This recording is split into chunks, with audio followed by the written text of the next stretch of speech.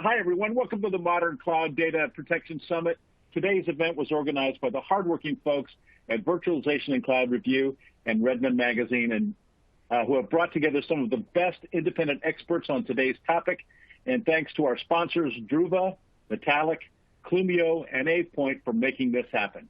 And thanks to you for joining us. I'm John K. Waters, Editor-in-Chief at Application Development Trends, and I'll be your moderator for the first of 3 information-packed sessions. But before we get underway, I need to go over a few housekeeping details. Each of today's sessions is being recorded for later access. Keep an eye out for an email with a link to that recording. It'll be coming your way within the next few days. Each of today's sessions will be followed by a 5 to 10 minute Q&A. You can type your questions into the Q&A box at any time. Please feel free to add your questions as they occur to you throughout the summit. We'll do our best to get to all of them. Our sponsors have provided some excellent resources that can be found on the right-hand side of your screen. Be sure to take a moment to check those out. And last but not least, at the end of the 3rd session, one lucky attendee will be receiving a Surface Pro 7, as a matter of fact, Microsoft's ultralight tablet featuring a laptop-class Intel Core processor, all-day battery, and HD cameras. But you must be present to win, so stick with us. And now it's on to our first session, Top 10 Threats to your cloud data in 2021. For this session, we've called on Ian Thornton-Trump, Chief Information Officer at Cyjax. Ian is an ITIL certified IT professional with 25 years experience in IT security and information technology. From 1989 to 1992, Ian served with the Canadian Military Intelligence Branch. He joined the military again in 2002 and served as the CF Military Police Reserves and retired as a public affairs officer in 2013. After a year with the RCMP as a criminal intelligence analyst, Ian worked as a cybersecurity analyst / consultant for multinational insurance, banking, and regional healthcare. Today, as CISO for Cyjax, say that 3 times real fast, Ian applies his deep experience with the threats facing small, medium, and large enterprises. His research and experience have made him a sought-after cybersecurity consultant specializing in cyber threat intelligence programs for these businesses. In his spare time, he teaches cybersecurity and IT business courses for CompTIA as part of his global faculty, and as part of the global faculty, and is the lead architect for a Cyber Titan, Canada's efforts to encourage the next generation of cyber professionals. You are truly in for a great session. Take it away, Ian. Thank you so much, John. I'm incredibly excited to be back, doing this thing and talking about cloud, because it is such a huge issue that all businesses now are really faced with, right? Like, we used to think, it was enterprise, it was a big enterprise move. Not anymore. Cloud is now, I think, ever present in any business, large or small. So this is why these kind of sessions are so relevant. And, I want to thank the sponsors, too, for letting me talk about what I want to talk about today. So, there's a couple of things that I really want to point out is that cloud changed the paradigm around change management, specifically in businesses, right? And we know from our vast experiences and looking at ITIL and other frameworks that change management is a huge factor in the success or failure of different business transformation projects. So it's not surprising that, we see these new challenges on the horizon, and a lot of times the change management aspect is one of the hardest ones to bite off. Because what cloud introduces, amongst a whole bunch of things that we're going to get into in this particular webinar, of course, but it is a fundamental difference in ownership. It is a fundamental difference in support and business workflows. And so you can imagine that if you're introducing that much change into an organization, a radical transformation is kind of required. So When I looked at this particular webinar, I wanted to back away a little bit from the traditional cloud security webinar, of, the top 10, crazy hacker threats, right?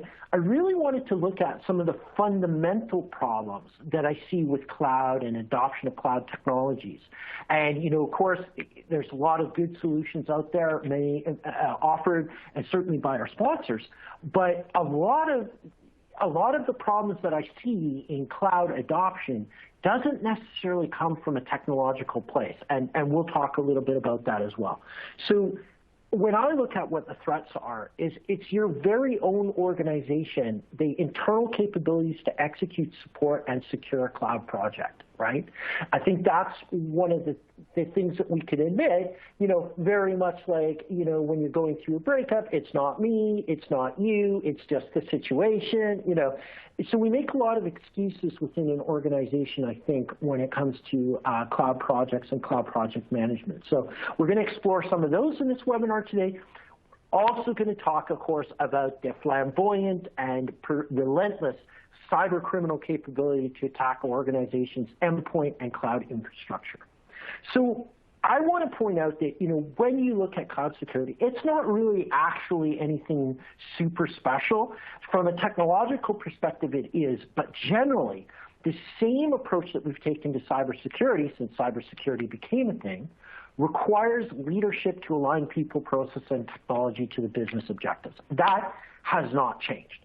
Unfortunately, we, in a lot of cases, are still using the same technology that we've always used to execute a project, right? A giant spreadsheet with a whole bunch of information on it, right? So, I kind of look at that, and I mean, everybody, gets a spreadsheet. I think it's kind of hilarious because it seems like on a lot of calls that I've been, that is both the tool and the solution.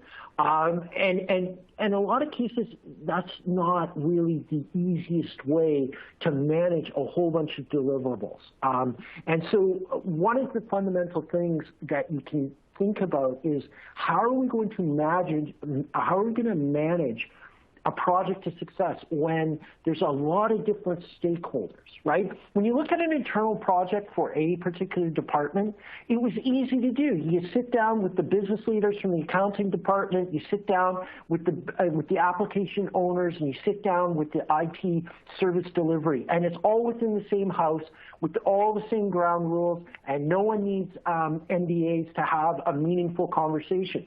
So one of the issues around cloud is, where's that demarcation between, the inside of your organization and that outside provider? And that, to me, is one of the fundamental aspects that needs to get sorted before you even start talking about security, right? Now, this is where, a big gap in a lot of organizations is to really talk about intelligence when it comes to baking in the security. Because if you don't have an appropriate budget for the things that you're going to need to secure the cloud, you will bake in actual cloud security failure, right? Like, it makes sense, right? If, for instance, you're trying to move and migrate a bunch of servers and applications into the cloud, but you don't have a budget to pen test them once they get there, that's a problem, right? Because then now you are letting either a ransomware crew or a well-meaning and slightly deranged security professional to tell you about your vulnerabilities that you've now established and opened wide to the internet. So again, this is where, from a perspective of a leader in the organization, you need to ask questions. And we'll talk about what some of those critical questions are as well. The other problem that you may have in your organization is, are you cloud ready from a technology perspective?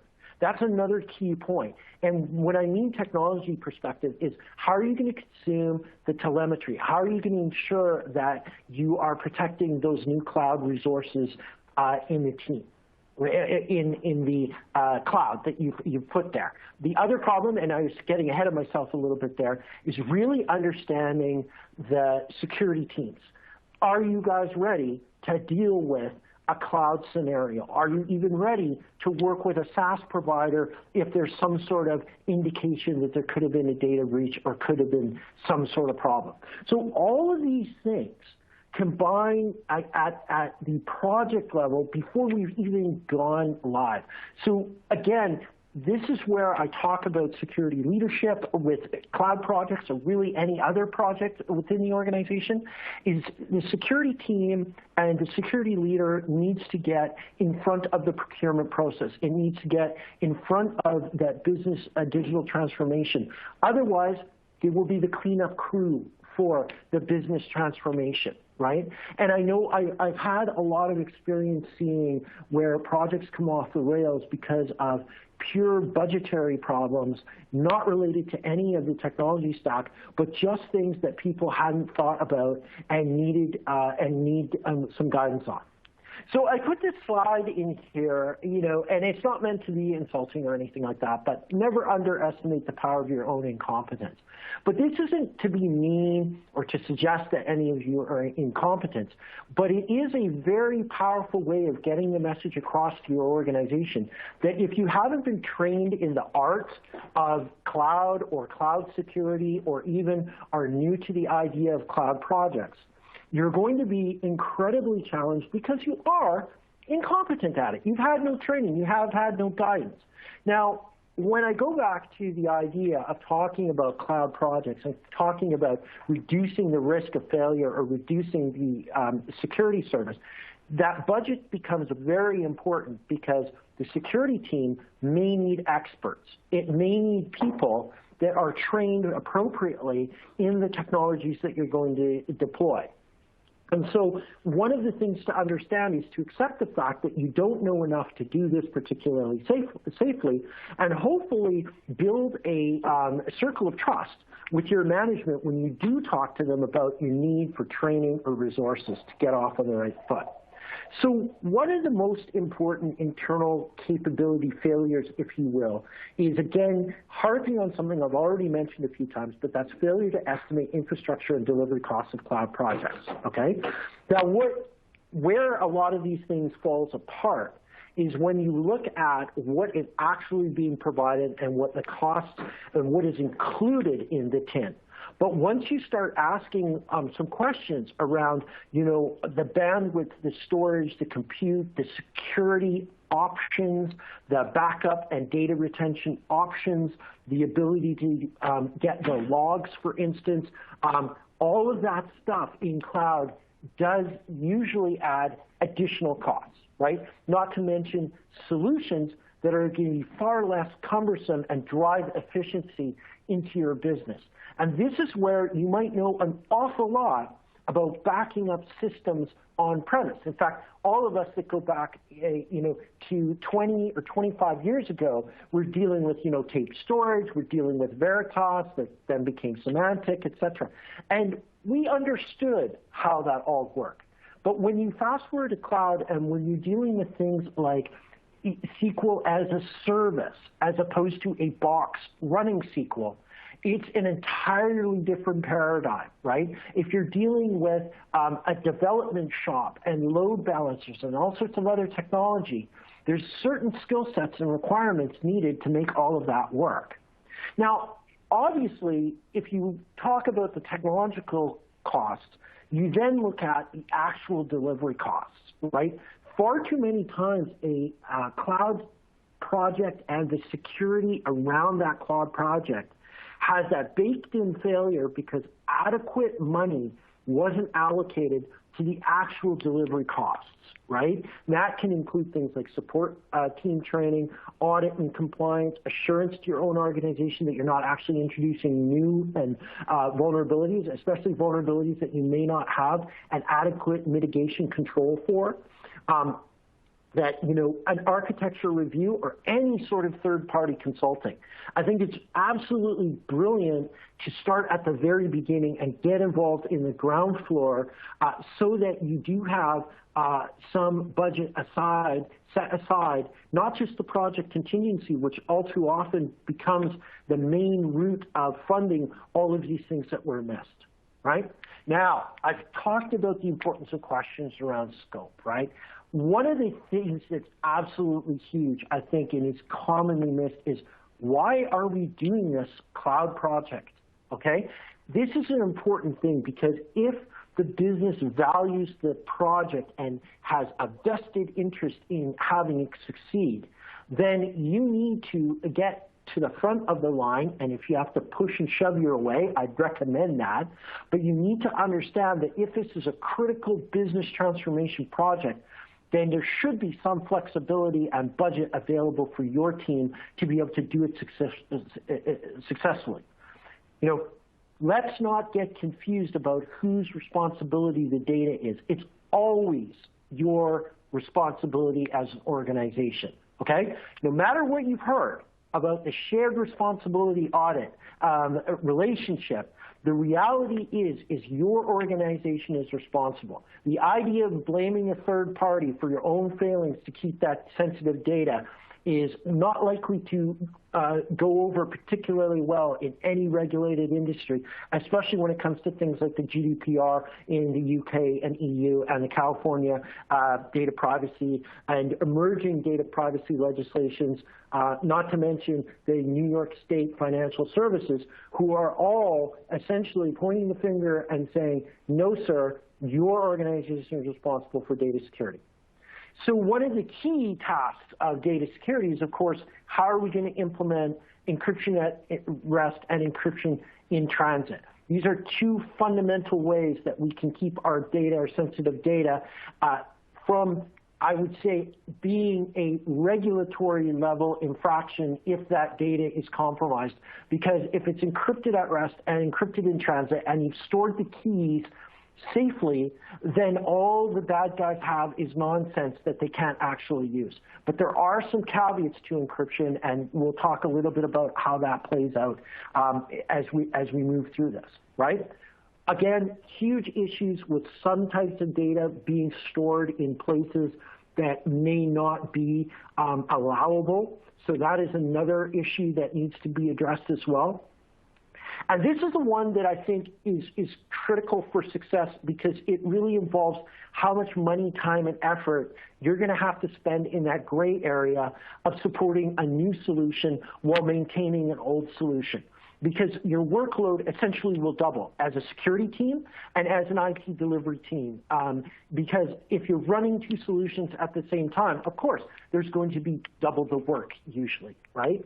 And again, issues around data retention and data deletion. If your organization is blessed with a data retention policy, it doesn't magically disappear when you move to a cloud service provider or when you engage and buy a SaaS solution. And a lot of folks might be interested to know that the default settings for deletion on Office 365, for instance, are not particularly friendly if, in terms of if you are served with a production order or for data that perhaps might be a couple of years old. If you don't have a data archiving policy with regards to some employees, there can be a huge liability attached to your inability to produce documents. And unfortunately, we live in a world where, in that particular litigative situation, if you don't have any evidence to refute the claim that's being brought to you, it could go very seriously in the wrong direction for your organization. And then again, the internal capability. How many amongst all of the folks that have been working in cloud, have an identity and access management solution, are comfortable with a backup for the cloud production data, have implemented multi-factor authentication and SSO, right? Are comfortable with load balancing and firewalling technologies, understand how to gather cloud data into SIEM, deploy a web application firewall, and even configure and deploy a content delivery network, right? And then, of course, there's the question of something anti-malware, right? Just because you've gone into the cloud and you've taken your version of Unix and you've put it up in the cloud doesn't magically fix any of the vulnerabilities that might be present. And we'll talk about the challenges of vulnerability management in the cloud in a moment. My number one rule is threat model before implementing security controls, never the reverse, right? You don't want to be sitting around understanding that because of this particular digital transformation project, you've opened up these huge vulnerabilities in your organization, and you're now going to have to go cap in hand to your leadership to try and get some cashola to fix the problem, right? be in front of the problem and be upfront about it and say, listen, our current firewall, our current SIEM, and our current backup solutions are inadequate. We need to go to tender and get some specific technologies in order for me to assure the business that, we can actually recover should something go wrong, right? Right. So number 4 on my list is failure to realize that a change in the technology will require a change in people and process, right? And I say this because one of the strategies around cloud, especially when you go to SaaS, right, is to business as usual, as I like to see, or BAU, the application owner becoming responsible for provisioning and providing access, okay? Now, in a lot of organizations, right, the access control is done by the management or the IT team or an application delivery team. It is not left to a non-technical user for very good reasons, right? And so it's difficult without a good solution in place to deal with, onboarding, levers, and role-based authentication controls, and to manage those if you're a non-technical person. So one of the things that I like to always say is that the identity and access management single source of truth is the payroll department, and that SSO with multi-factor authentication for cloud-based technologies is truly the way to go, all right? Because if you tie the human resources payroll department, automate that into something like Active Directory, then you can be assured that when you disable a user in your Active Directory, that user is disabled from all of the cloud provisioning and accounts that you have.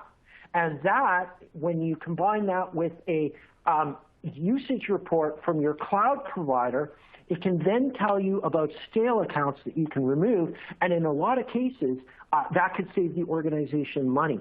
And that's the one way that you can sell the idea of SSO MFA for a new cloud project or a new cloud solution, is that ultimately it'll not only give you that assurance that when a lever is going through the access control piece, that the data that you're acting on is accurate, right? And that becomes incredibly important.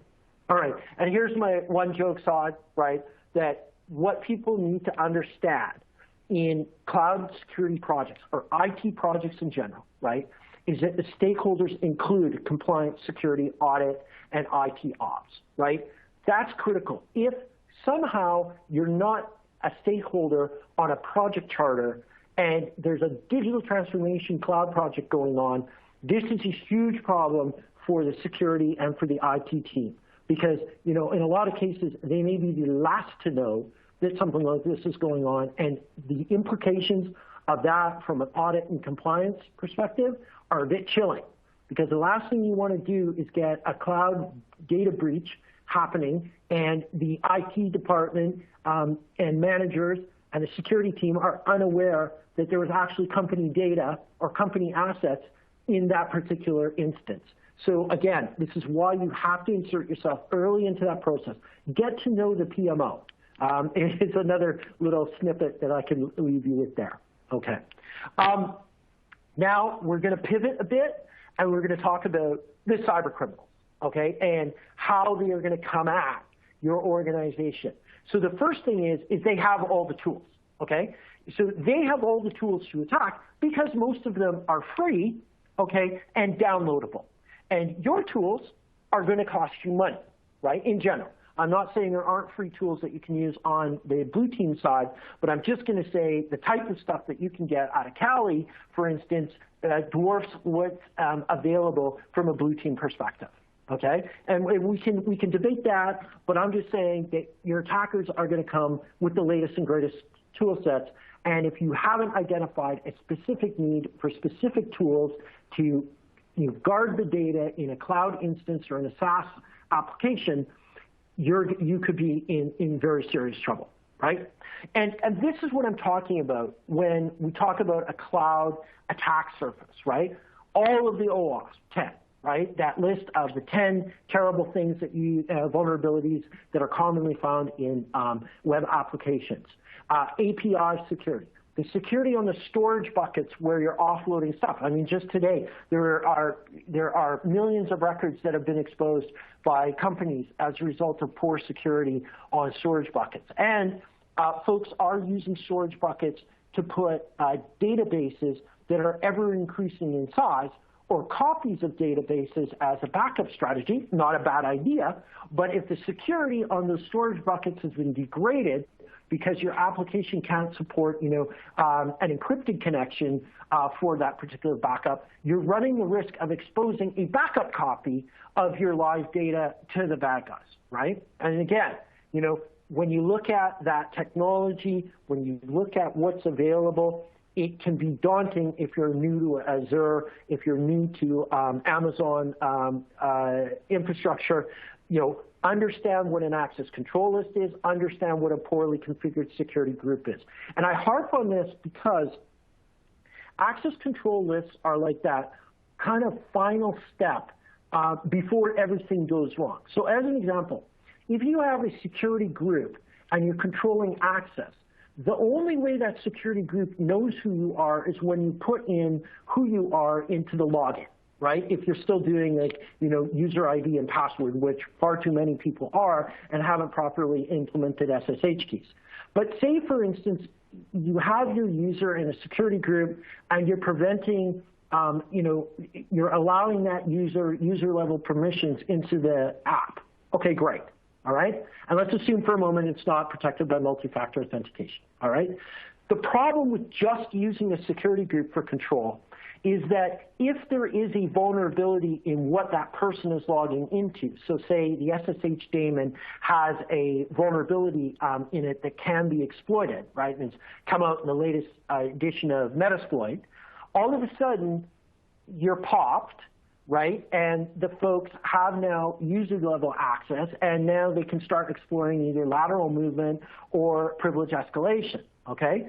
Access control lists allow you to define what, for instance, range of IP addresses are even allowed to get to that service that's exposed.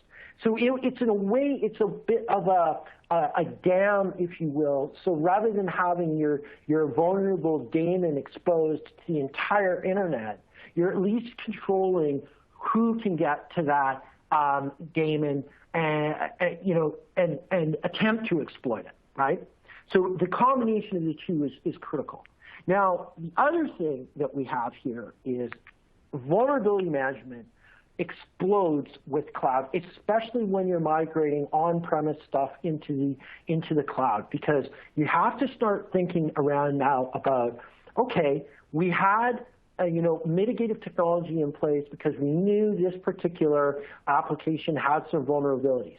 If that mitigative technology doesn't scale or can't be used in the cloud because it's a hardware on-premise device, right, then you have a problem because you're putting an application that you know is vulnerable into the cloud where it may not have the same protections, right? We've got to protect our repos. Many companies have fallen to the supply chain attack vector where malicious code is inserted into the repo, which is then sent off to the build and deployed in production. That is a bad day. So we've got to look at that as an attack surface. Rendering applications, like for instance PHP, that is used to present the web page, right? So those kind of technologies need to be ensured that we are using the latest versions or a hardened version of an older version of, say, PHP as an example.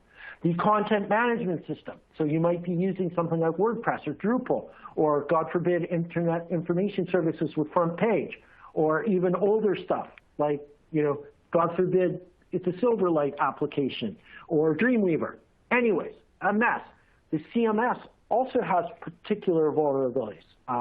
Back in the day, even back around as far as 2014, 2015, we saw attacks on Silverlight and applications that could be pawned via Silverlight exploits, right? The operating system, okay? In some cases, the operating system may be separate from the hypervisor itself. In some cases, the hypervisor and the operating system are one and the same, like ESXi, for instance, right? And then we have the actual hardware, firmware, and BIOS. Now, in a lot of cases, the hardware, firmware, and BIOS are like not something that you can scope for because, it's in a data center and that's looked after, in quotations, by the provider. So again, you have to be aware and cognizant of that particular attack surface. So vulnerability management in the cloud, folks, is a whole new ballgame, and it's a lot different when you already have physical controls and mitigations in place, but now you're going to have to look at virtual solutions in order to get the same level of protection. Right. So this slide is meant to identify the fact that there are lots of tools out there available to hackers, but they're also available to you. Okay, so you can actually download these and run them against your own applications to figure out, are we in deep trouble? Do we need mitigative controls? Do we need to scale mitigative controls up into the cloud, right? So all of these are available. I would suggest that you look at, someone, especially QA department, you can gamify, a number of days before a critical vulnerability or a severe vulnerability was found in production. You can do some great stuff by using all of these tools that the hackers are going to use against you anyways to secure and get a good feeling about your infrastructure, right? And so when you think about the cyber criminal capability, it's not like they're just coming after your cloud infrastructure. They will be coming after your organization in a variety of different ways, right? So they might get into your on-premise network and pivot onto a workstation that has cloud access, right? They might start with your applications that you've recently put into the cloud by scanning them. I see hundreds of attacks per day on WordPress sites through the WordFence plugin, for instance. And so I know that these sites are getting hit by, in some cases, bots, sometimes in more sophisticated ways as well. But you have to understand that the attack surface includes both that on-premise network and that cloud network and the connection in between, right? Now, cyber criminal capability to attack an organization's cloud infrastructure doesn't even require tools. Okay? You're thinking, well, Ian, you just spent a whole bunch of time telling me about all these tools that the hackers have that we should maybe try and do. But yes, it's 100% true, but you've got other problems, right? You got 99 problems, and cloud security is 99 of them. Gray hat warfare, for instance. Look to see if you've got storage buckets exposed. Query your own company's name to see if somebody else has you exposed because they're storing data about your company in an insecure fashion. I did that for a large financial institution that I work for, and we found a couple of our supply chain providers, construction company, that had all sorts of invoices from us publicly available. I'm not saying that's like a major security problem, but I'll tell you, it's a great way to phish. It's a great way to take one of those invoices, change it a little bit, send it into the accounts payable with a little note saying, "Oh, our banking information has been changed. Could you please update it to this?" And all of a sudden, a couple grand, maybe even more, has gone out of the system. There was one dude that made a fortune because he registered a company with a name very similar to, I think it was Micro Solutions. He sent invoices to Google and Facebook for like tens of thousands of dollars, and Google and Facebook and other major companies just paid them, right? No verification, no nothing, because it was like under a certain threshold. And so, yeah, it was just like, oh, we'll just pay it. Turns out he managed to scrape out millions from these companies, and he was eventually caught in some Eastern European country. Now, recently, I was in Forbes, and I had the great privilege of contributing to an article by Davey Winder, and you should follow Davey on Twitter. Happy Geek is his handle. But this was really about buying access to your network. So not only have we talked about like the exploitation, but under the we don't even need some stinking tools to hack you, there are a lot of dark web vendors out there that are selling access to particular corporate domains, and it's big business, folks. It is a huge, huge business online where some user accounts can go for tens of thousands of dollars, especially if they've verified that there's still access to them, they're not protected by multi-factor authentication, and they might be elevated privileges. So you really have to be on top of the user account management, your specific requirements around multi-factor authentication, which stops this attack pretty much dead cold. So really this is another attack vector against your cloud that you do have to be aware of and take the appropriate action for. So number 5, right, on my list is the cyber criminal capability to attack an organization's cloud infrastructure may include production, staging, development, and the repo. And the question for you defenders is, are all of those equally protected by the same level of mitigative controls, right? And this is really important because if, for instance, I'll tell you a quick story about an application that the test environment was on one box, but the production environment was on 27 boxes in clusters.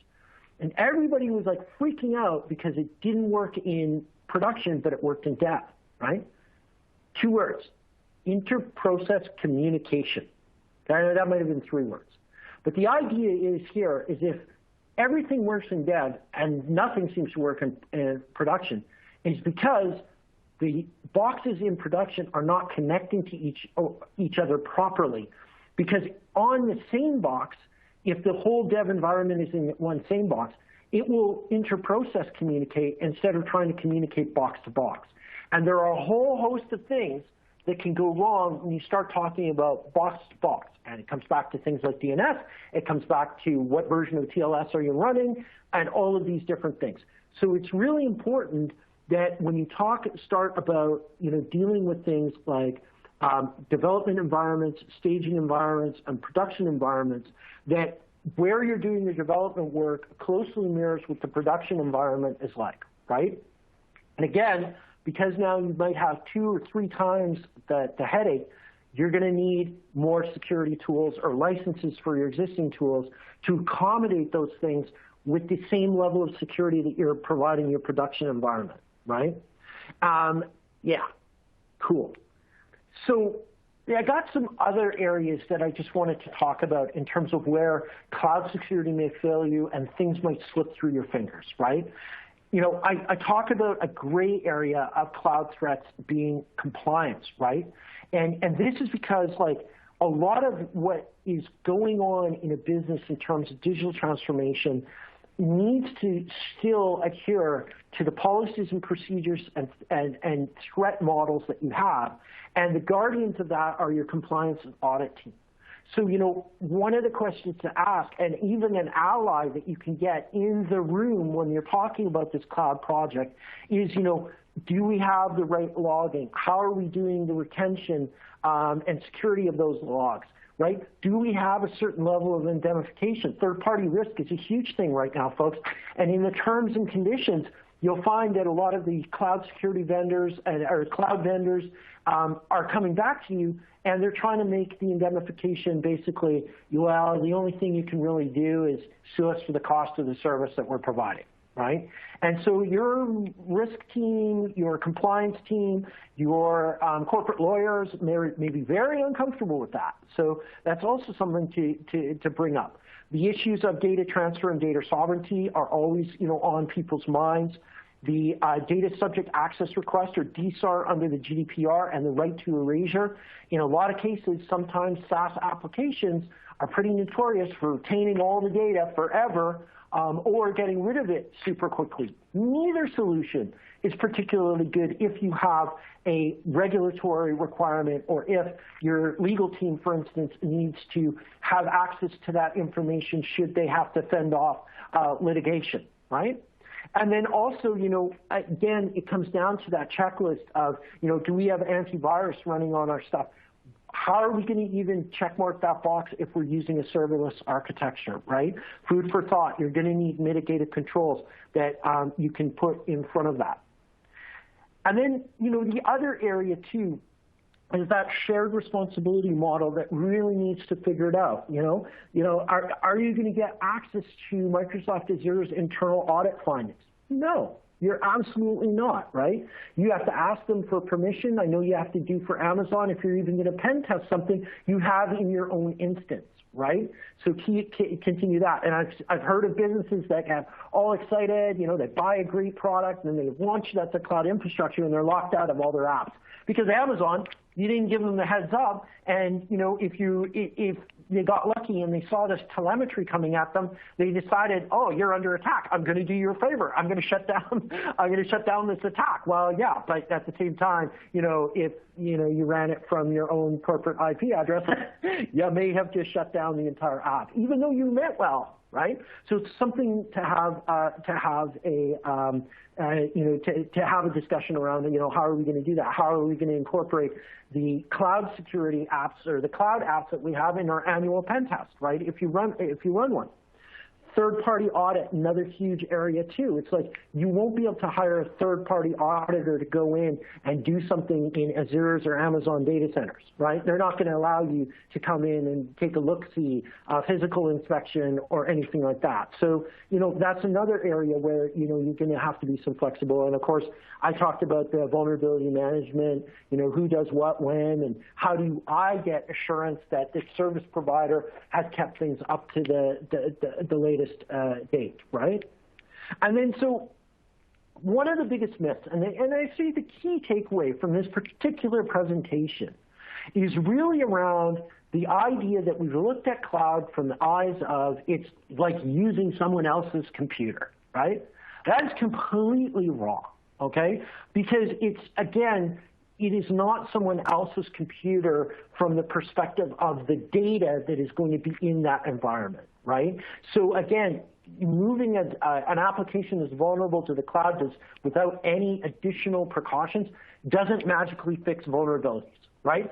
If one of your security measures, and this happens all the time, is that server or that application doesn't have direct access to the internet, and that has been sort of recorded in the annuals of your company's history, and that has been the security thing that you have forgotten about, and then all of a sudden you push that thing up into the cloud, and I can take a run at it with with something like ZAP and find all of these SQL injection vulnerabilities. All of a sudden you've exploded the attack surface of your organization, right? So make sure the apps that you need to put into the cloud are secure and are not just relying on the internal infrastructure to keep that data safe, right? The other issue is the complexity of development and management of cloud. This is where you may not even have, especially if you're in the early stages of digital transformation, DevOps or DevSecOps staff that you're actually going to need, right? One of the best practices is segregate the dev functions from the operational production functions and have that layer of DevOps in between. And if you are allowing your devs to have access to the production environment, that can be a red flag for many companies that are very concerned about that separation of duties, right? And then again, understanding that everything costs something. So if you get breached and you have terabytes of data exfiltrated from your organization, you're actually paying for the privilege of having those hackers take all of your data, So sometimes one of the best security mechanisms is to have caps on how much you're spending, so that if something is happening, that cap could be hit, and then all of a sudden the access is suspended, and you're sent a note saying you're $150 or $250 dollars over your standard authorized payment. Please get in touch with us right away, right? So there are some actual security controls that you can put in place to detect shenanigans or a heist, if you will, before it occurs. And then finally, again, just because you've put it into the cloud does not magically protect your sensitive data from attack across that entire attack surface, and you have to be diligent when it comes to understanding that your development environment is possibly a more tempting target than the actual production environment for a lot of reasons, including supply chain type of attacks and compromise. And with that, we are at 45-minute mark, so we have some time for some Q&A. And I want to thank once again our sponsors and John Waters for having the helm today. Hey, thanks, Ian. And wow, I didn't think it was possible to pack that much information into a 45-minute session. That was amazing. It was the coffee. Well, luckily, we still have time for some of those questions from our attendees. Remember, folks, you can type your questions into the Q&A box at any time. We'll do our best to get to all of them. So we'll get our first question here. Bailey from Austin asks, says, I'm a bit confused at the idea of cloud security and encryption in transit. What do you mean everything is clear text after the load balancer? Yeah, so that's a really good point. So traditionally what has happened in a lot of web applications, and there's sort of pros and cons to this, so hear me out. So the first problem that we have is the issues of encryption, right? And so everything, every web application has to be HTTPS. But behind the scenes, in order to understand what's going on there, it usually is terminated at the load balancer and then might go into like a cluster of web servers and a cluster of database servers. And a lot of times it's clear text past the load balancer. So one of the major vulnerabilities that came out was when F5 had a bunch of vulnerabilities that the bad guys could get into. They could then see the data streams on the other side of the F5 load balancer, which of course unencrypted. And they were unencrypted, and of course that's how you could scoop up a bunch of potentially sensitive data like credit card information and stuff like that.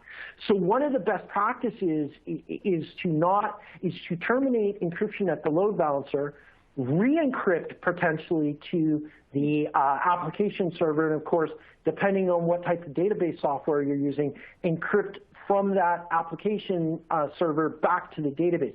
Some folks implement this using IPsec.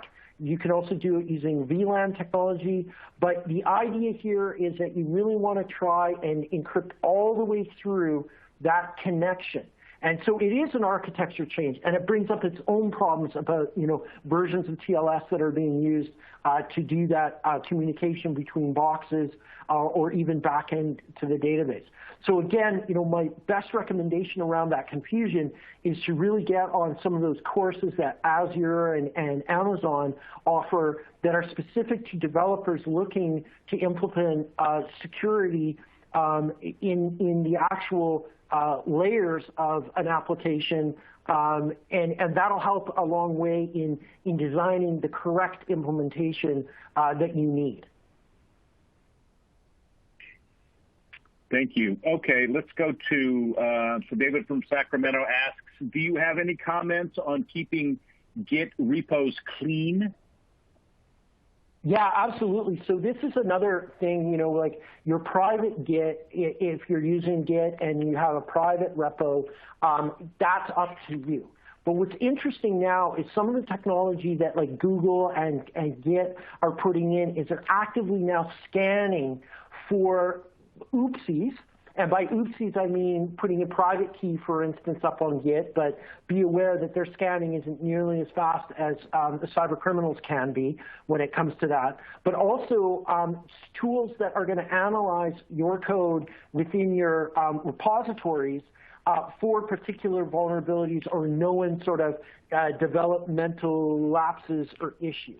But one of the things it can't do is, for instance, it can't tell you that your overall approach to the application design should have really been built around the idea of parameterized input as opposed to putting filters in front of all of the inputs that you have to your web application.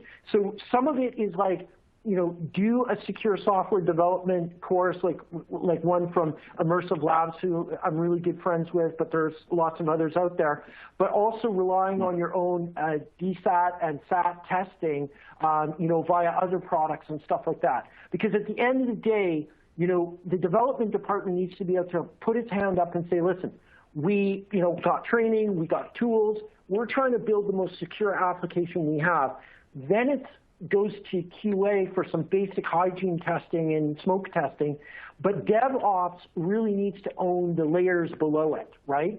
Because as we talked about it's this huge layer cake, And you could have the most secure code, ever built running on, the top layer of your infrastructure. But if you haven't patched it appropriately against, some of the common exploits that are out there, then you're still as vulnerable, right?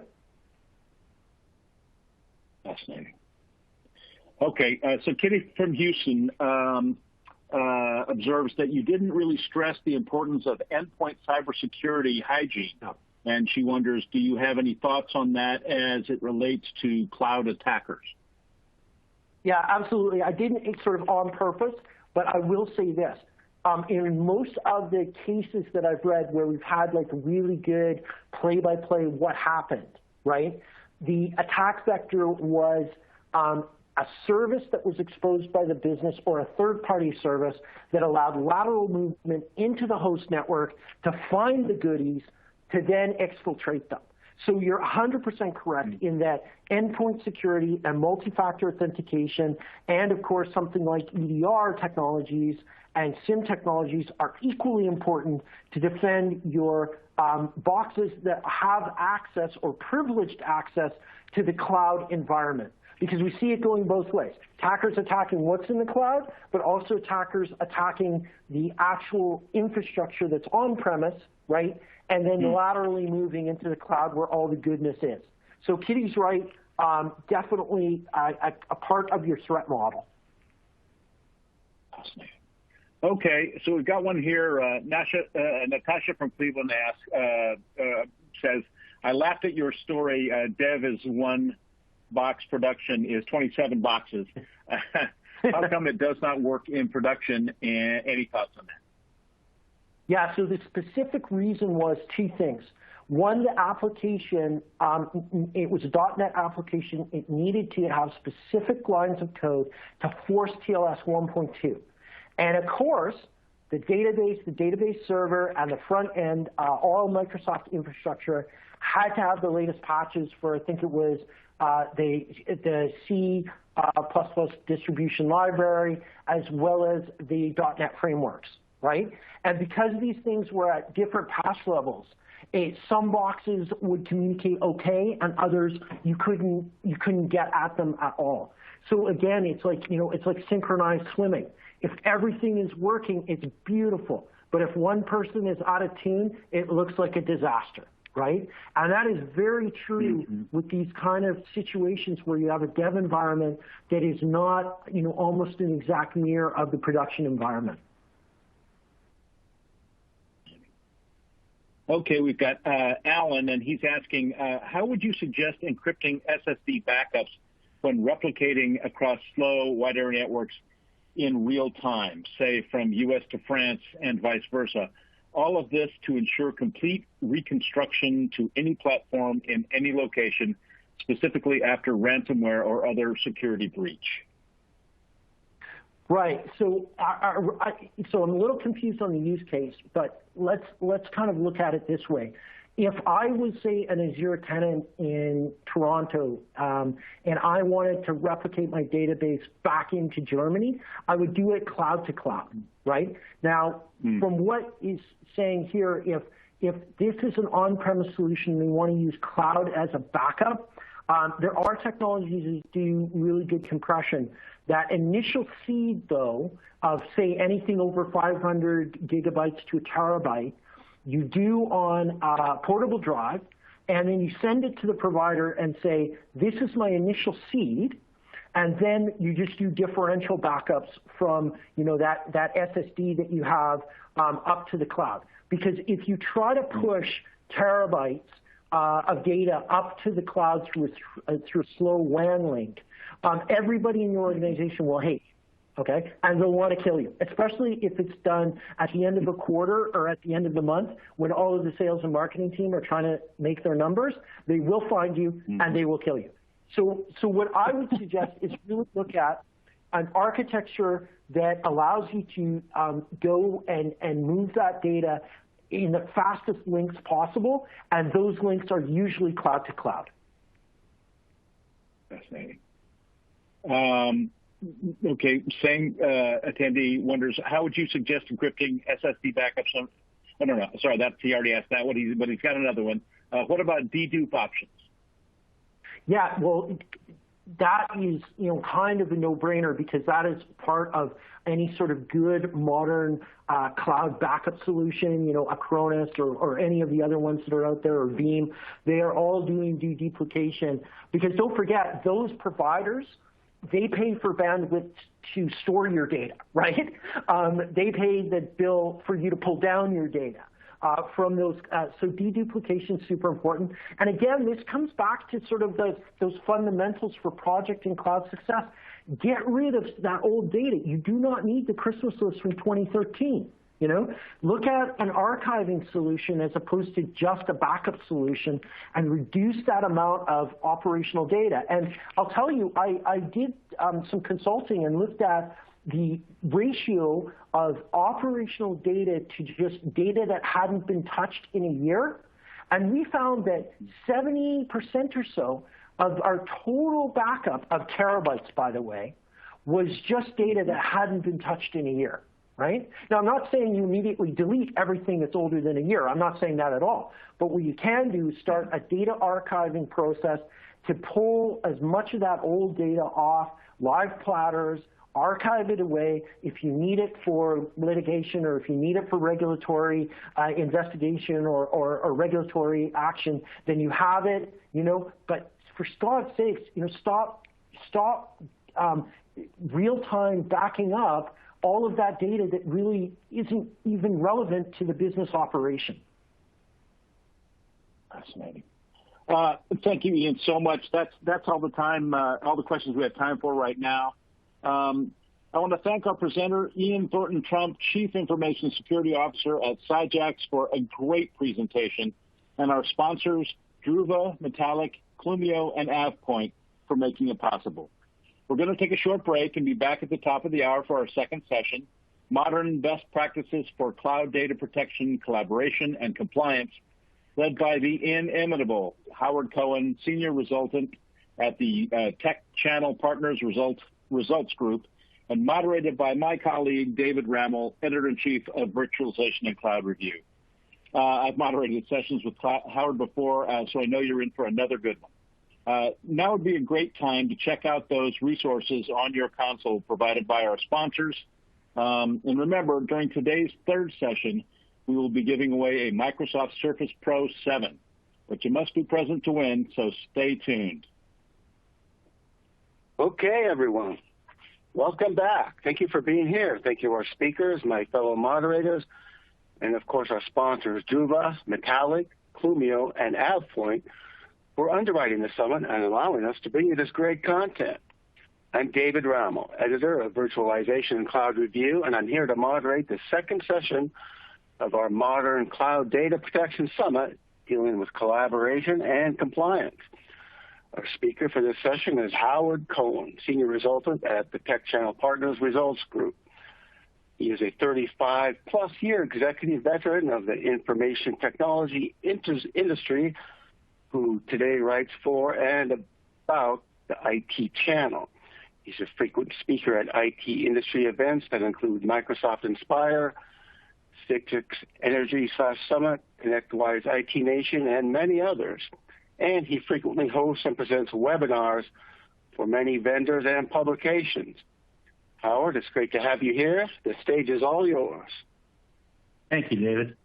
And welcome, everybody. I'm sitting here feeling so inimitable. I want to thank John Waters for the kind words at the end of last session. Okay, we're here today to talk about modern best practices for cloud data protection, collaboration, and compliance.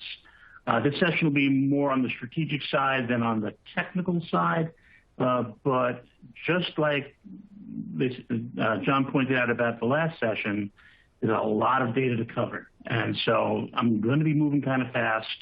The slides will be available for you, and they're recording this, so you can pick it up tomorrow and watch it again if you want. Okay, so that's odd. Okay, that came up backwards. That's interesting. The first word I want to kind of focus in on is culture. Data protection in particular requires, and effective data management requires a certain culture in the company. And that culture consists of three major components: awareness, suspicion, and shared responsibility.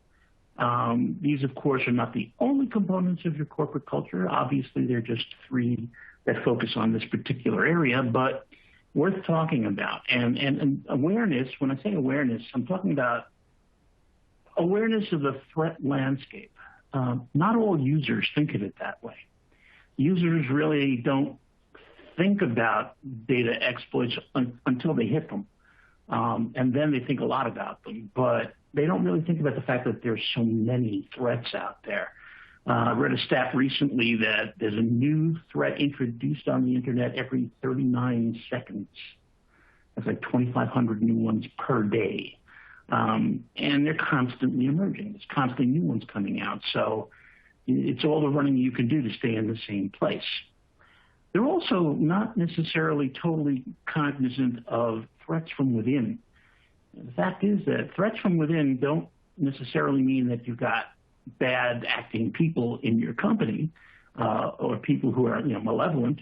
You have people who could be making mistakes, who could be putting something in the wrong place or leaving something open, or there's a million mistakes they can make. So you've got to be as cognizant of the possibility of threats from within as from without.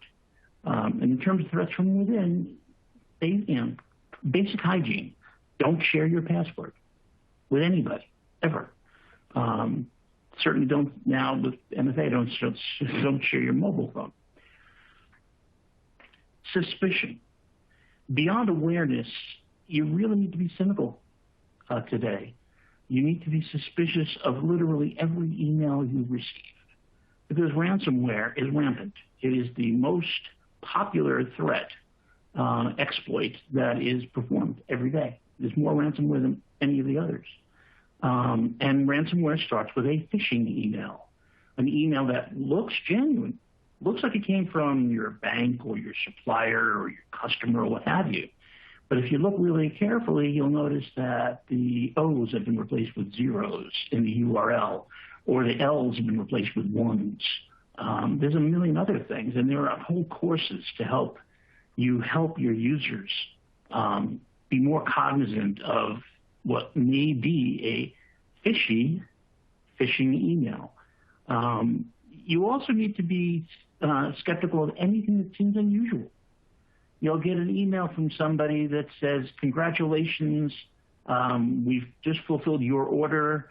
Your invoice for $199 can be found at here." Click that link, and the world goes into a tailspin. It's not a real invoice. You didn't order that. So you need to be suspicious of literally everything coming in, make everything prove itself. We'll talk a little bit later about the concept of zero trust. And then shared responsibility. Now, this is easy to remember. Security of your data is everybody's responsibility. There is nobody who is not responsible in some way, shape, or form for protecting your corporate data. And if a user exposes your corporate data, it could be the end of their career. If you allow your data to be corrupted, it could spell the end of your career. And you really need to think about who's responsible for that. Who's going to lose their job? It's not your cloud provider, and it's not your company. So even though they may have contracts that say, yeah, we protect your data, at the end of the day, you've got to be cynical. You've got to make everybody prove to you that they're doing what they're supposed to be doing, and take every possible measure to make sure that it's done correctly. It looks like all my slides are going to come up backward. That's interesting. Okay, so the second thing I want to talk about, and this really contributes to the culture, this is the way you start to build this culture, is training. Training is the only way to prepare the users. Users are not like digital devices. Digital devices, you program them and they do what you program them to do. People, you teach them and you hope that they remember how to do what you teach them to do. So training is a very important factor when it comes to data management and data protection. Comprehensive user training, oops, that should not have gone away. There we go. Comprehensive user training is important to get started, but it's also important every day. Every day, every week, every month, every quarter, there should be some training scheduled and coming up. There should be constant updates because things are constantly changing. Every 39 seconds, a new threat is introduced. So you need to keep people aware of them. You need people to be aware of what could happen and what they should be on the lookout for. And you should be reviewing your security policy with your people on a regular basis. And people will read may scan through the policies when they first get them, but it's unlikely that they'll memorize them. So it pays to spend some time on a regular basis, periodic basis, to review your security policies with everybody.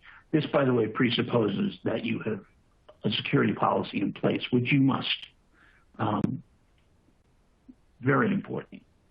So since we're talking about it, here's what goes into building security policies. And you need policies around all of this, and let's kind of sift through them. The first one is the AUP, the acceptable use policy. You can't know how important this is because perhaps you've never been sued over it. There are companies that have.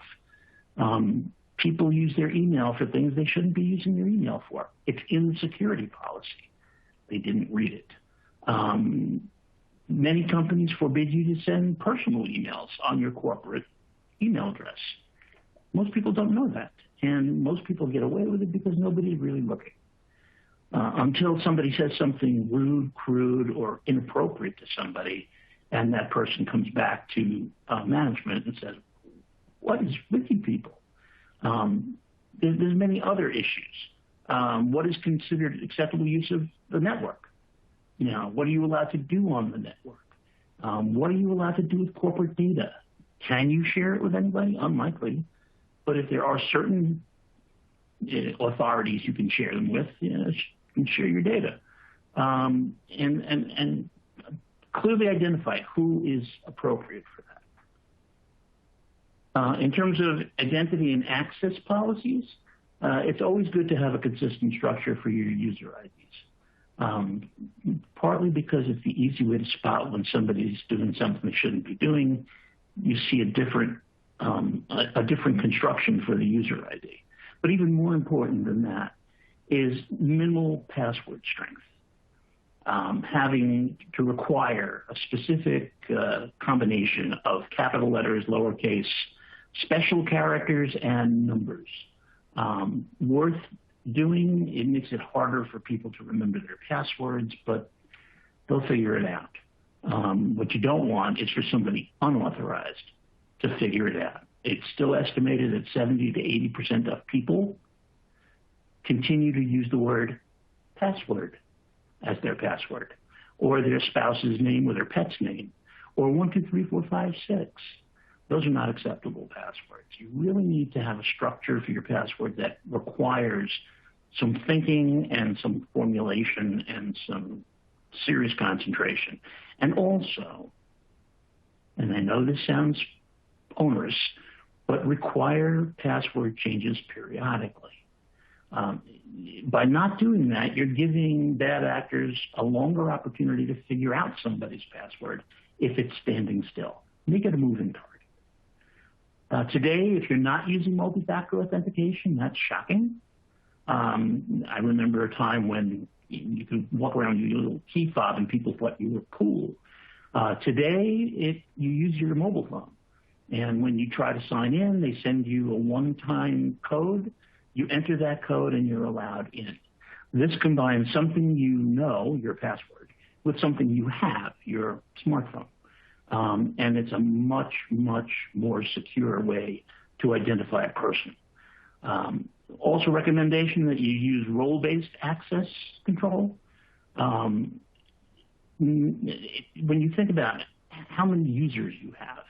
If you have to go in and make changes to their rights or changes to their authentication or what have you, the idea of sitting down and correcting thousands of those is, almost insurmountable.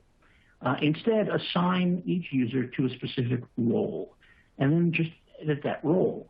When you edit that role, all the users in that role change.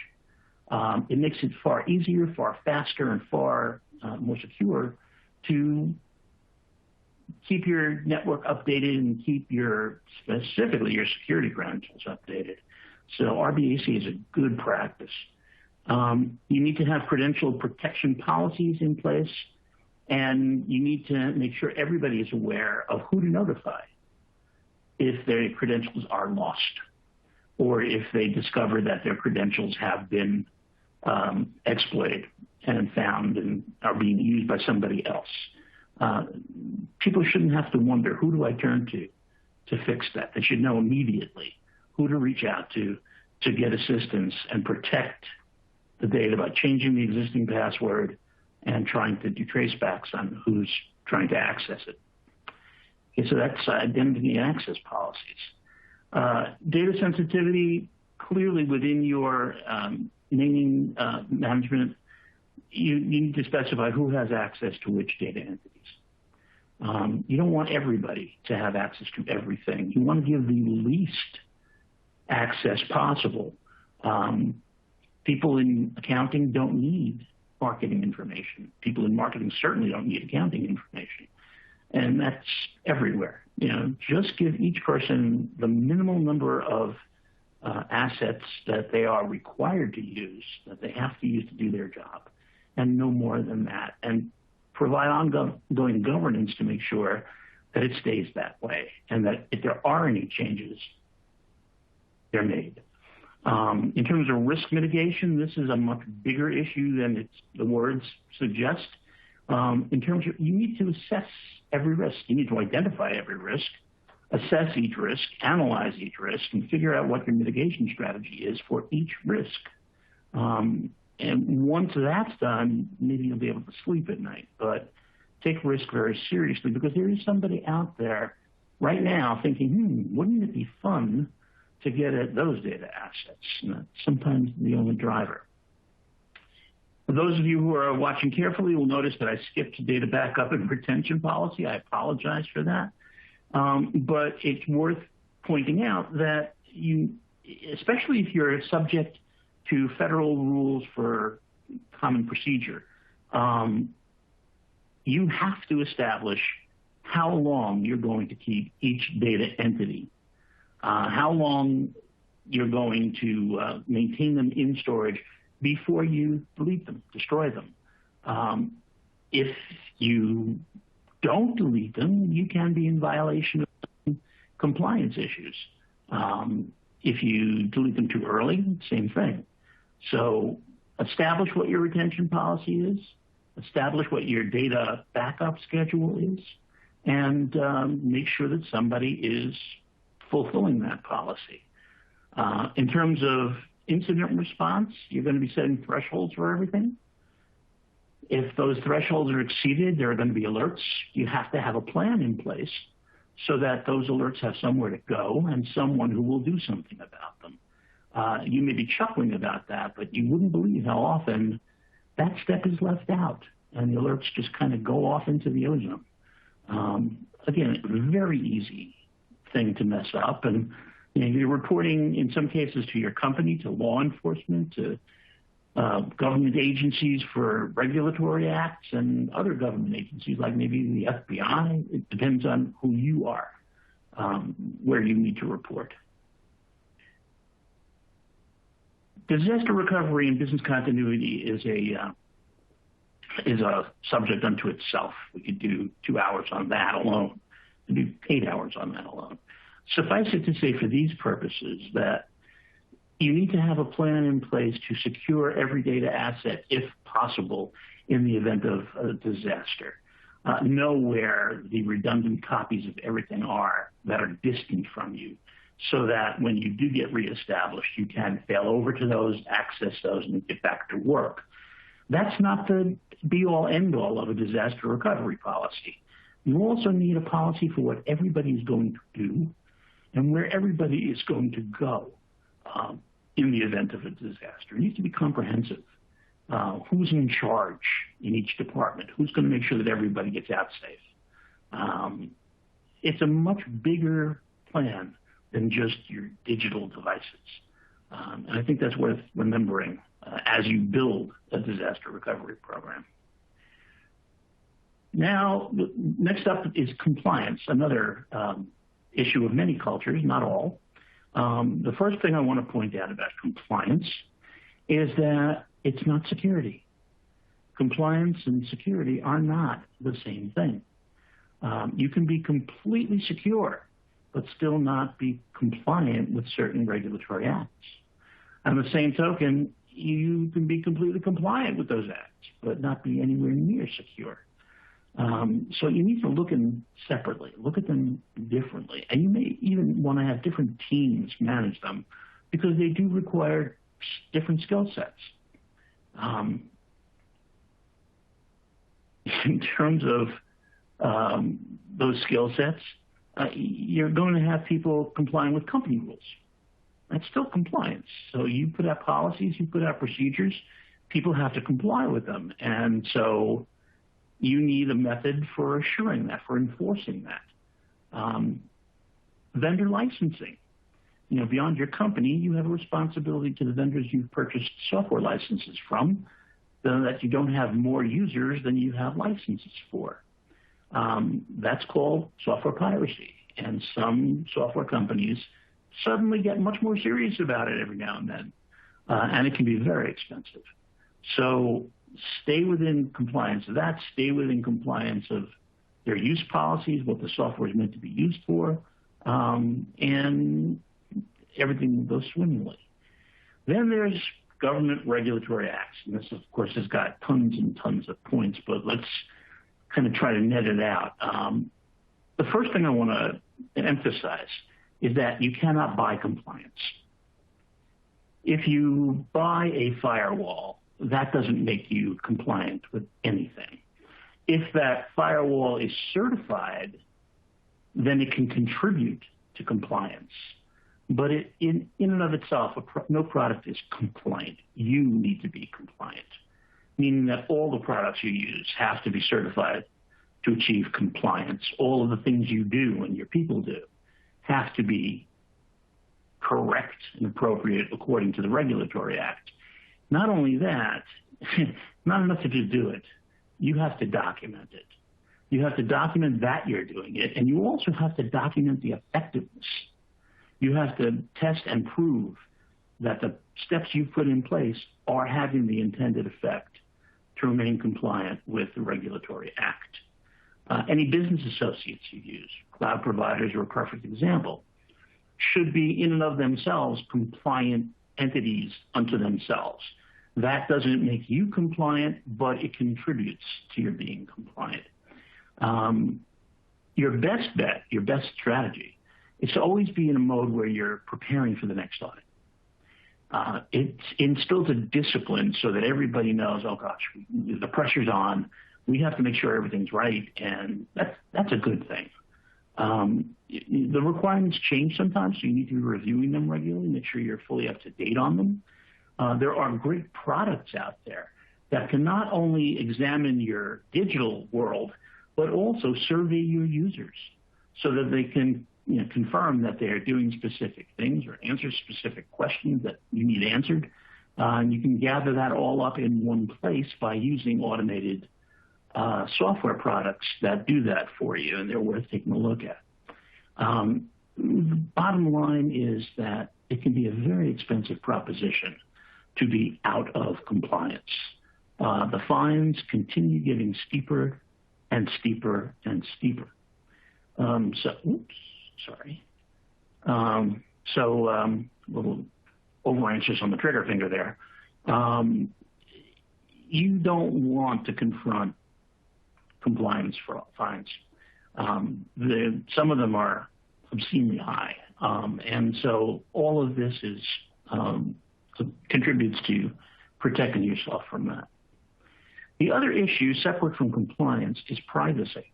And privacy in today's world, with social media, with eyes everywhere, with the world living on Zoom, privacy has become more and more of an issue. Not just your privacy, but your customers' privacy. That's what drove GDPR and also CCPA in California. GDPR basically says that if you're doing business with a customer in Europe, you're beholden to do specific things upon request. And one of those is that they have the right to be forgotten. If they tell you, get me off your database, you have to get them off your database, which is a good right for them to have. You should have the right to say, I don't want to be on your database, and get yourself removed. And if you are here in the United States, by the way, and you are doing business with customers in Europe, you must be GDPR compliant to continue doing business with customers in Europe. As I mentioned earlier, data sovereignty, your data has to be in a specific country in some cases. It depends on the country. They all have different rules and regulations about where your data must reside. Make yourself familiar with those and make sure that you comply with that.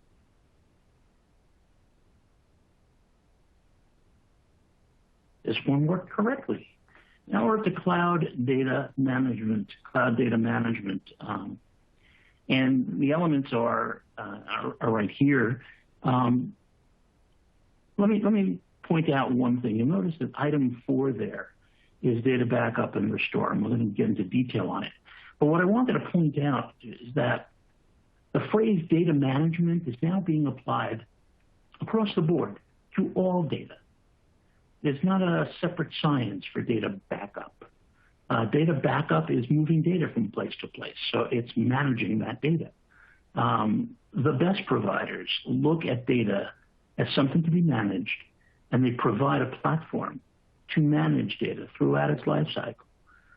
That kind of unified approach prevents a lot of disconnections and makes it easier for you to guarantee resilience in your data management strategy.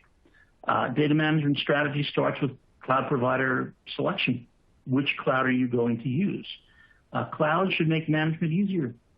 If you find that you're using a cloud that makes management more difficult and more time-consuming, wrong cloud. And that's dependent upon your applications, and so forth. Your cloud provider should be providing automatic updates on a regular basis. It should be that that's transparent to you. You're not managing the servers anymore, so you shouldn't have to be patching them or applying updates on a regular basis. That's something they should be doing. They should provide simplified pricing, and let me tell you, none of them do. On Tuesday, I'm doing a presentation here about the different cloud providers and how to select them, and pricing is a moving target.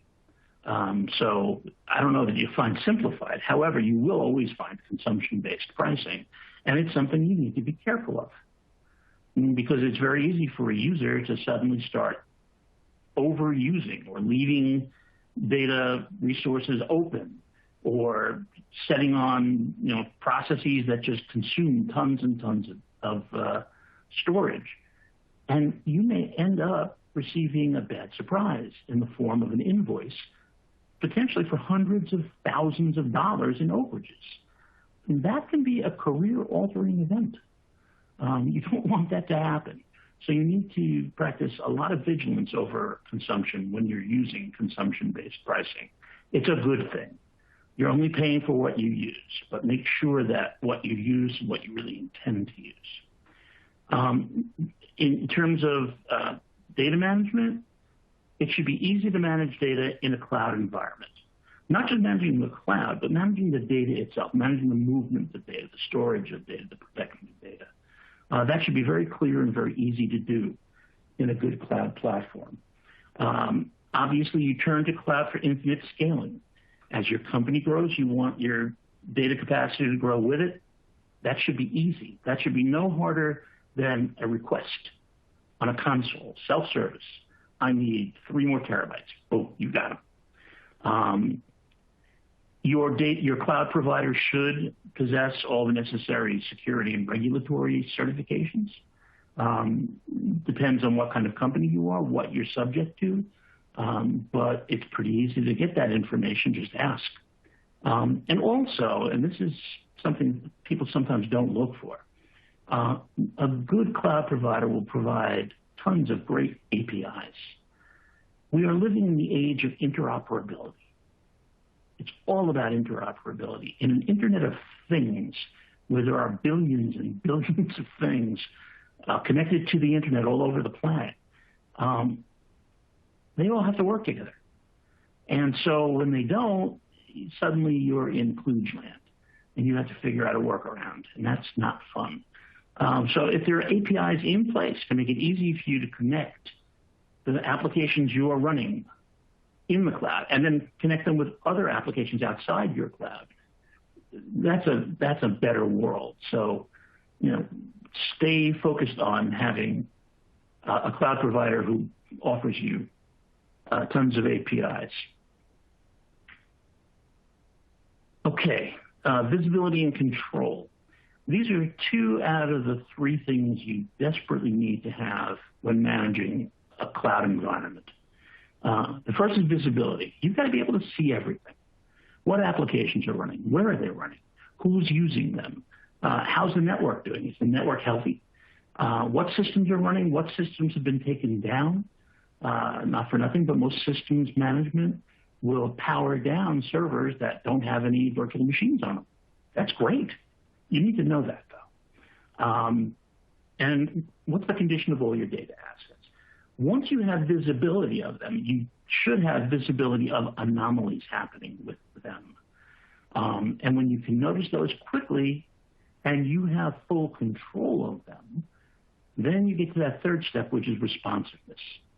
You can very quickly react, very quickly respond to an anomaly, a problem, an outage, a potential attack. The faster you can respond, the faster you can resolve it. And speed is of the essence. But to be able to fix it, you need to have control over it. So visibility and control are both very important, as is monitoring for all the threats that are out there. There are tons of them.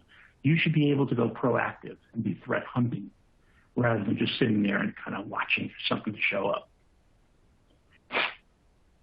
Protect everything is probably something I shouldn't have to say, but it's worth saying anyway. Security is a chain, and it's only as good as the weakest link in that chain. The chain, of course, starts with the user. Does the user understand what they need to be doing to participate in effective security? Then there are the endpoints that the users are using. Are they secure? Are they properly configured? Then we get to the network, and there's a million things that go wrong on the network. Are we enjoying a flow of properly formed packets? Is there anything out there that looks like potentially an attack? Can we spot that before it gets to us? And once we get past the firewall, we're concerned about servers in the cloud, virtual servers, or on-prem servers, any server. We're concerned, is anybody trying to attack that? Is it protected properly? Do we have a firewall in place? Do we have intrusion prevention? Same with storage. Are we protecting our storage devices? And is all the data encrypted? I mentioned desktops separately, even though they are end-user endpoints, but because they need the same attention as all other endpoints. And just because they're sitting in a desk connected by hard wire doesn't mean they're any more secure than anything else. So you need to be protecting your desktops. You need to be protecting your data. I mean, that's really what it's all about at the end of the day. All of the other things contribute to protecting the data. And there it's just the discipline of always maintaining encryption, whether at rest or in motion. Your applications need to be protected. Some applications are very, very vulnerable to attack. You need to harden those, or you need to select those that are hardened. And I would be remiss if I did not focus in on ransomware. With ransomware, you're trying to make sure that the person does the right thing and doesn't miss that a phishing email is phishing. The problem is that's prevention, and it's not all that effective. It's not all that efficient. So you need to have some kind of a hedge against that, and that hedge is data backup. Your most recent data backup is your best protection against ransomware. If somebody steals or corrupts your data and you have a very recent backup, you have very little loss. You don't have to pay that ransom. However, these thieves are getting more sophisticated. Now, they're not only corrupting your live data, they're traveling through and corrupting your backup data. And so at least one copy of your data has to be on a server that's not connected to the network. There's an air gap between the network and that copy of the data. Viable, possible, doable, practical, but not so much so that we can cover it in depth here. Again, I want to point out again that you own ultimate responsibility for your data. It's your career that's threatened if anything goes wrong. Just keep thinking of it that way and you won't get confused. Yes, every cloud provider has some form of backup service capability. They have redundant data centers. All of that is terrific. But you may be the kind of person, like me, who likes to wear a belt and suspenders. So if one fails, the other succeeds. That may take the shape of putting a BDR device in your own premises and having your own copy locally. No reason not to do it. We talk about having central oversight but local protection. So if you have a whole bunch of remote offices and branch offices, each one has its own firewall, its own IPS, its own suite of data protection equipment, but you centrally can see all of them and manage all of them and respond quickly when something goes wrong with any of them. So you need visibility of all of them in one place. You need reporting on them so that you know that they're consistently performing well. Now it expands beyond the remote offices and the branch offices, and it continues out to the Internet of Things. There are billions and billions, as Carl Sagan would say, there are billions of devices out there that you're responsible for, some of them. There are switches, there are sensors. Now there are concentrator devices so that all those switches and sensors have something to connect to locally for the backhaul back to the main network and back into the cloud. You're responsible for managing all those endpoints. They're all endpoints. It's a heck of a responsibility. It requires study, it requires development, and it requires work. So the edge is going to become a preoccupation for you the further and further we go into the Internet of Things. So start looking at your edge devices. Most of them are fairly low-quality devices. They're small, they're low-powered, they're very low-resourced. The networks that they're on are lossy.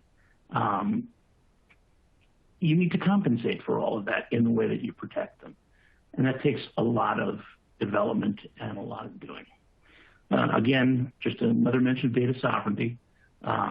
Make sure that you're not violating anybody's sovereign right to keep their data in their own country.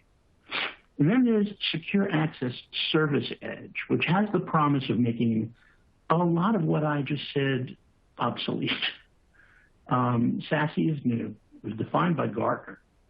But it is pretty exciting as a prospect. Let me bring up the ideas behind it.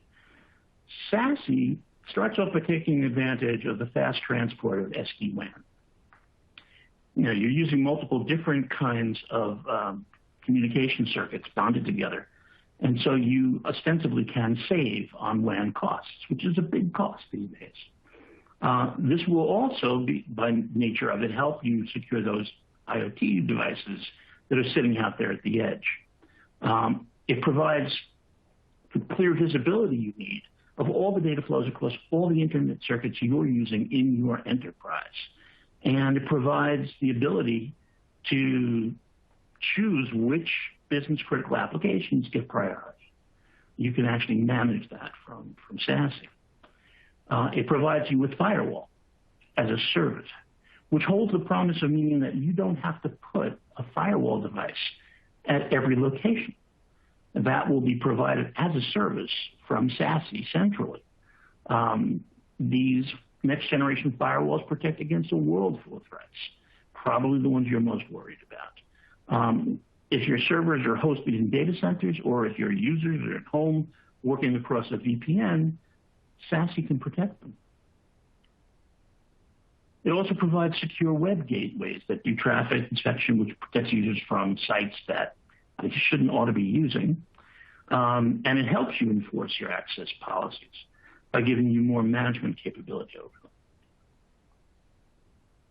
It allows you to use cloud access security brokers, intermediaries who are out there on the web that you can use to help you protect your various endpoints. It's an additional support layer, and it ensures that network traffic is properly connected and complies with your security policies.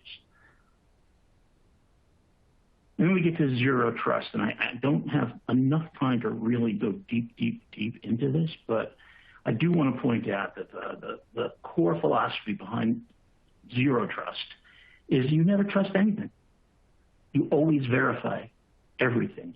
You assume that you're always in a breach. It's kind of like the Hulk in one of the Avengers movies, revealing that the way that he keeps from getting angry is by being angry all the time. And that's how he controls it.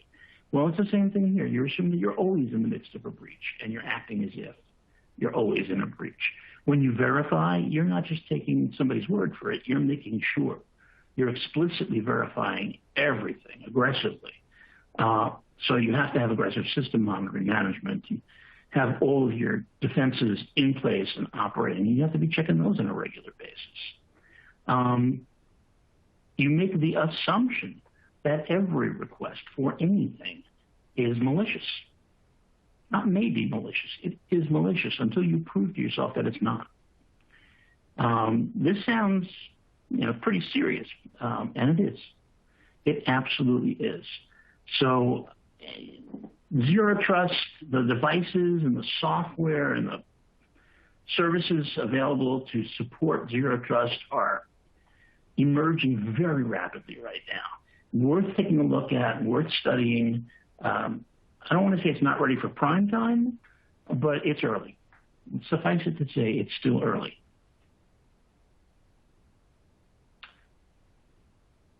Mentioned endpoint security earlier, worth bringing back again. Remember that your endpoints are your most vulnerable network segment. They include that PEBCAC, that person that exists between the keyboard and the chair. But they also include your devices themselves. You need to use strong identity and access management, which means that you're proving to yourself that the user and their device are eligible to connect to your network. You're probably going to use multi-factor authentication to assure the user, so the user has to combine something they have with something they know. But you're also going to use network access control to interrogate the device, make sure that it's configured properly, that it's eligible to connect to your network, it's properly secured to connect to your network. And again, my strongest recommendation that you use role-based access control to make it easier to manage all of this so that you don't slack off on it.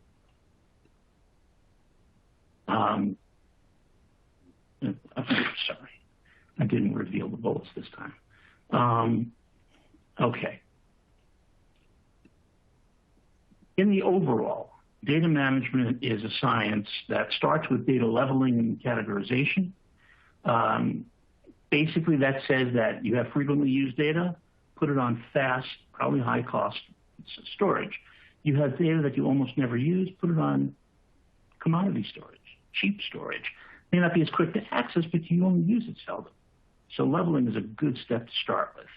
Always obey the 3-2-1 rule, meaning that you have 3 copies of each data asset on at least 2 different types of media, and one of them is not local. One of them is off-site. This may be a little out of date in the cloud era, and we'll probably have a 5-4-3 rule soon. but it's good to think of it in terms of multiple backups, one of which is air-gapped. Data duplication basically says, let's lower the cost of transporting the data. Let's lower the cost of managing and taking care of the data. The way you do that is to make sure that everything is unique, that you don't have multiple copies of the same file over and over and over again. And you know as well as I do what causes that. It's users being careful. Unfortunately, it creates disadvantage. Deduplication as a process can help restore that efficiency. The data retention policy is critical. You need to establish how long you're going to hold on to data, how you're going to delete it, when you're going to delete it, what steps need to be taken to delete it so that you don't inadvertently delete the wrong data. And again, that air gap. Take a look at air gap. Take a look at how to achieve air gap and make sure that you've got one copy that it can't go across the network to get to. Testing is another important issue. No data management strategy is complete without testing. You need to test restore. There's an old saying that says, well, the backup worked, but will it restore? And the worst time to find that out, and to answer that question, is when you need the restore and it doesn't work. Back in the days of tape backup, it happened all the time because tape degrades, and it degrades the data along with it. Today, maybe less of it, but still there's many things that can impact your backup copies, and you need to make sure they restore properly and the equipment is in place, is functioning properly. It's worth having a periodic restore testing session. Penetration testing, you may think that all your security measures are working great. Prove it. Prove it. Be skeptical. Have an ethical hacker come in and try to breach it. And if they can, you know you've got a problem that they can help you resolve. Encryption. This is why they have defensemen on soccer teams and football teams. You know, the last line of defense. If they get through everything else, we don't want them to get through that last line of defense. And so, we had a real problem there. Come on. Sorry about that. The slides didn't apparently work properly. Here we go. As I've said multiple times today, always encrypt all data in transit. Always encrypt all data at rest in storage. It must always be encrypted except when you're using it. Never share the keys with your cloud provider or anybody else for that matter, except those who are going to be accessing the data. And I apologize for misspelling subpoena. I know I'm going to hear about it from a lot of people. But you also subpoena-proof your data when you keep it encrypted and don't share the key. If you look at any cloud provider contract, you will probably find that they're telling you that if the government subpoenas your data from them, they will give it up instantly. They will not fight. They will not resist. They will not hesitate. They will give up your data immediately, and nobody's going to notify you. You will not know that the government has accessed your data. Now, if they don't have the key, that government agency has nothing. They have gibberish. And so they need to approach you and subpoena you for the key. Now, when you get that subpoena, you do have to comply. But at least now you know. And now you can engage legal counsel if you need to, or some other kind of protection. The worst thing in the world is to not know. And so encryption protects you from everything in so many ways. And whatever the investment is, it's worth that investment. Which brings us to the takeaways for this session. The things I'd like you to come away remembering. Number one, and I've always said this, it's all about the data. Data, and the applications that use that data. We have to protect it no matter where it is, no matter what it's doing. Data protection is everybody's responsibility, your cloud provider, your company, you, your users. Everybody has a job to do when it comes to security, and everybody needs to take that job very seriously. Your vigilance must be constant. There is no moment at which you can let down that vigilance because there's always somebody trying to compromise your network, always, all the time, which means the training has to be constant so everybody knows how to protect against those people who are always trying to compromise you. And then finally, security exists at every level of networking. And this is important to remember. I said in the beginning that security is a chain, and that chain is only as good as its weakest link. You have to put the same level of effort into every level of security. Many of you are probably familiar with the 7-layer model of networking, the open systems interconnect model, if you will. And basically, you've got the data link, the actual cable in the wall. You've got the data link to the network. You've got the network itself, transport protocols on the network, session protocols to establish user sessions, presentation layer to make it possible for the user to interact, and then the applications themselves, 7 layers. People ask me all the time, where's the security layer? And the answer is yes. Security exists at every layer. Every layer has a huge security component, and you need to focus on security at every level, which is why security is not trivial. It's something that really takes a lot of attention, a lot of work, and a lot of concern. With that, I have hit 10 minutes to the hour. We still have a little bit of time. So, David, do we have any questions? We certainly do, Howard. Let's get right to them. First one, you said your cloud provider isn't responsible for your data. Is that true? Can't you sue them for data loss? I'm going to temper my answer to that by saying that that each cloud provider is different. They each have different provisions in their contracts. And it's very possible that some of them aren't all that good at creating those contracts, at least with the smaller cloud providers. But at the end of the day, the big cloud providers will tell you that they are responsible for the proper operation of the facilities they've put in place to protect your data, but they are not responsible for the data itself. And so more often than not, you can't sue them. My recommendation, since I'm not an attorney, is to consult your contract that you have with your cloud provider. And if you're not certain, consult with your attorney and let them take a look at that contract. Okay, great. If you can find the right lawyer, you can sue anybody. There's another question following up on those big cloud providers. Don't all the big cloud providers have data backup built in? Yes, they definitely do. Do you trust it? I'm sorry. Yes, there's certainly, there are data backup services available for you to subscribe to that will provide additional backup of your data. By nature, the large cloud providers have hundreds of data centers. They replicate your data to at least a few of them. The number depends upon which cloud provider. And yeah, so there is a lot of security in that. And I'm not saying that it's conceivable that all of their data centers could go out at once.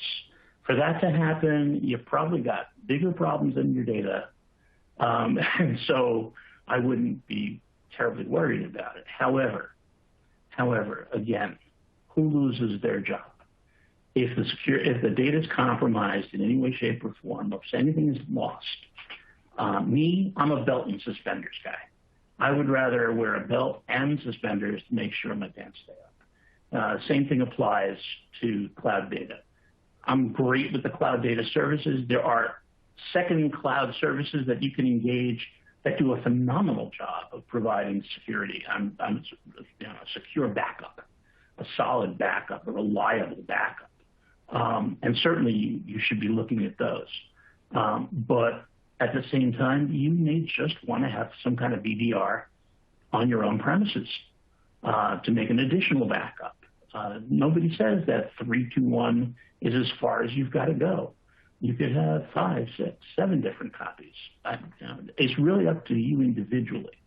Personally, although I have all the confidence in the world, especially in the hyperscalers, I still want to have my own backup just in case. The day may come when that changes. Okay, great.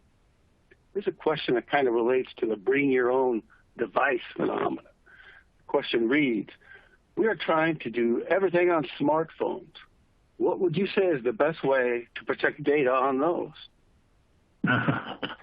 Okay, there are really two methods that have been pretty much popular. One is storage segmentation. You create two separate containers, if you will, on your mobile device. One only contains your personal data, the other only contains corporate data, and the two cannot cross each other. So that you can't take corporate data and send it to your friend using Facebook Messenger. Ostensibly, that's a good strategy. If it's working properly, it's great. It also makes provision so that if they have to brick your mobile device, they don't brick your personal data. That's a very nice thing. But there's a challenge, whenever you're segmenting something like that, partitioning something like that, there's always the concern that it's going to be surmountable. Somebody's going to be able to figure out how to beat it. What I have found to be the only way to protect the data on a mobile device, the only way that I find acceptable, is to never have the data reach the mobile device. What I'm talking about, of course, is the virtual device interface, VDI. Started with computers, but they're using it all over the place on mobile devices now. Basically, the actual application runs in the cloud, at the data center in the cloud, the desktop as a service provider. The data never leaves the data center. It stays there and gets processed in the cloud. The only thing that comes out to your mobile device are the screen changes, the pixels that have to change on the screen, and the sound. You get the results of the application, but the application isn't running on your local device, and the data is not ever getting to your local device. VDI, to me, is the best strategy for mobile device computing. And I suspect you're going to see it getting faster and faster and becoming the way that you level the playing field between all users, whether they're in-house or out. But that, to me, is the only way that I feel comfortable, personally, protecting mobile devices. Okay. Well, it looks like that's all the questions we have time for. Thanks again, Howard, for a great presentation and answering those questions. My pleasure.